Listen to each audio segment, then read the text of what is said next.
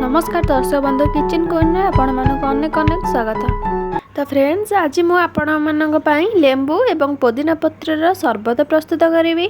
एहाको आपण खरा दिन रे प्रस्तुत करि पी परिबे। एहाको पीबा द्वारा हमको बहुत फ्रेश फील होइथाय। आज मु एही शरबत को यूनिक स्टाइल रे प्रस्तुत करिवि। ताले चलंतो वीडियो को स्टार्ट करनबा। जदि वीडियोटी आपण मानक पसंद आसे ताले सब्सक्राइब करनेबे एवं पाखे थिबा बेल आइकन क्लिक करनेबे जहा फल कि वीडियो नोटिफिकेशन आपण मान पाखरे पहुंच जिवो।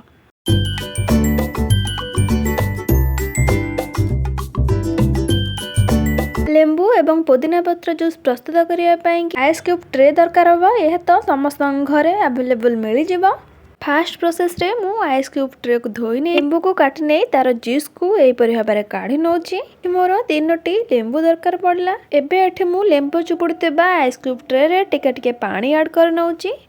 एबे एठी मु पानी ऐड कर नेला परे जलजीरा पाउडर दे नौची। यह मार्केट रे बहुत सहज रे मिल जिवो। एबे एठी मु जलजीरा पाउडर दबा काम कंप्लीट कर सारी। वर्तमान मु एठी पुदीना पत्र को दे नौची। एही परि भाबरे आपण छोट छोट पत्र को छिंडे देबे। एबे मोर पुदीना पत्र दबा काम सरी जाईची। एहाकू मु फ्रिज रे 5 ରୁ 6 घंटा पर्यंत एहाकू आइस हवा पई छाड़ देबी। 6 घंटा परे एहाकू मु चेक कर नौची। देखंतु केते बढ़िया भाबरे यह आइस ही जाईची। एबे एहाकू मु गोटे काच ग्लास को काढी नौची। वर्तमान मु एठी सब काढ़ी नेछि। एबे मु एठी पानी ऐड कर नौछि।